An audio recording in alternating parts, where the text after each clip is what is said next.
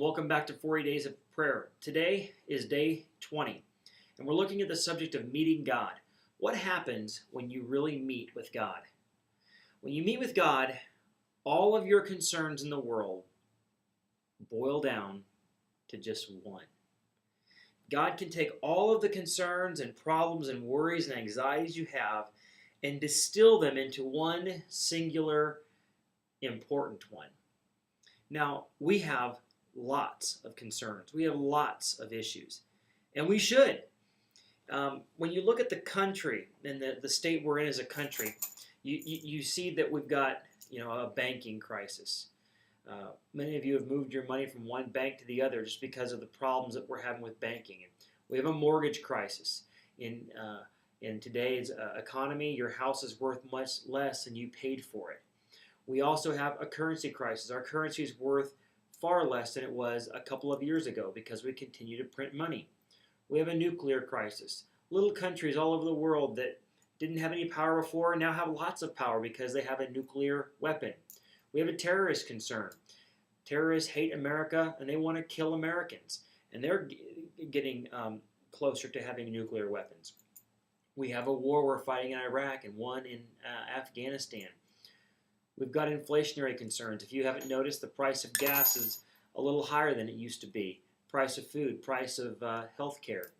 We have a leadership crisis in our country where our leaders are weak.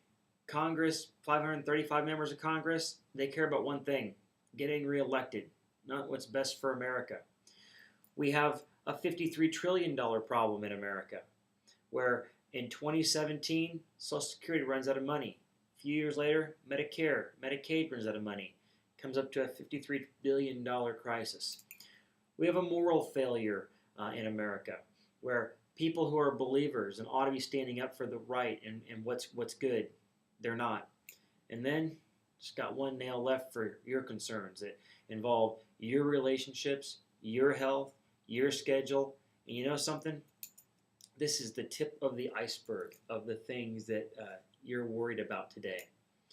And the question is, how do you deal with it? Well, the Bible says this, Matthew chapter 11 and verse 30. Come to me, all you who are weary and burdened, and I will give you rest. Well, we've got lots of burdens, so we come to Jesus with those burdens.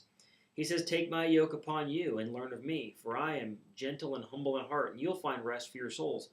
My yoke is easy, and my burden is light. If this nail here represents our lives, how do we deal with all of these problems and these issues that we're facing? Most of us can manage one. If you have one crisis that you're dealing with, you find a way to just balance it. Now, if you're like me, you have a harder time balancing things, even one thing. But a lot of people can do one. So you put this on there, and you say, okay, I can kind of hold this one on there, but I got to hold it with two hands just to keep it steady. And there we go. We got one balanced, and we don't want anything to move. We don't want anything to rock the boat. But you've got more than just one problem. You've got all these. So you say, okay, I got to put another one on there, and then things fall off. You say, okay, just forget two. Let's just put all of these on there. Let's just see what we can do. It doesn't work. So we go to God in prayer, and God does something. God says, okay, let's just forget the way you were trying to do things. Let's just take your problems and tell me about them. You got the war, and you got the banks, and you got terrorism, and $53 trillion future, mortgage your kids' future. You take your relationships and take your health and take your job, and let's just put these in this kind of order here.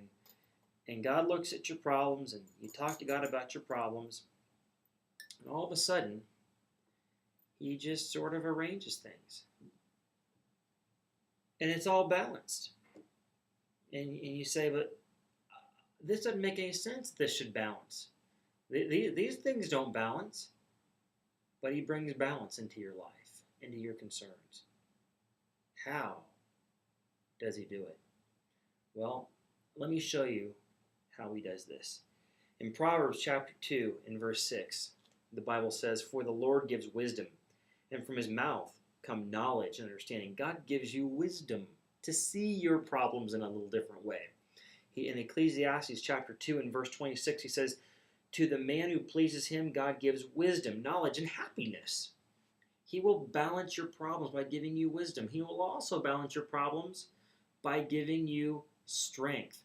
Isaiah 40:31 is a verse that you ought to memorize. "But those who hope in the Lord will renew their strength. They will soar on wings like eagles. They will run and not grow weary. They will walk and not faint." God promises to give you strength in your problems. Well, why did I say that your problems will change? Why did I say that your concerns will distill down from many to one? The reason that they distill down to one is because now the focus changes. Where are you getting your help from? Jesus Christ.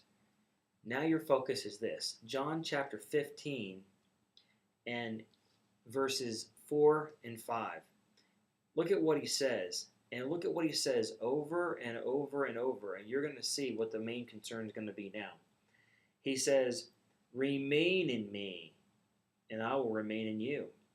No branch can bear fruit by itself. It must remain in the vine.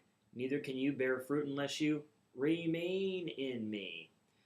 I am the vine, you are the branches. If a man remains in me, and I in him, he will bear much fruit. Apart from me, you can do nothing." And he goes and he says it 3 more times in this passage. We have to be in Jesus. We have to be in fellowship. We have to walk with Jesus. We talked about this a couple days ago. But this becomes the main concern when you think about your problems now. You're only one-sided, looking at Jesus. Peter experienced this one day on a boat. He was with the other disciples, and they were out on the sea.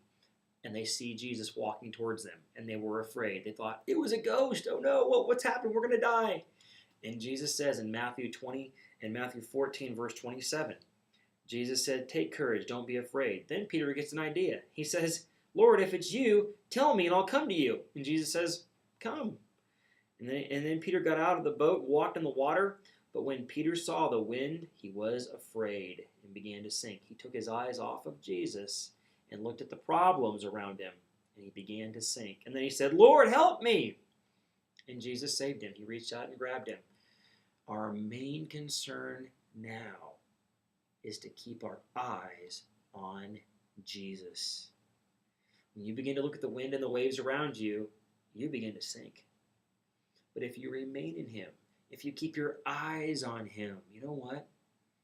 Your life, it's going to balance. It's not going to fall apart like this. Well,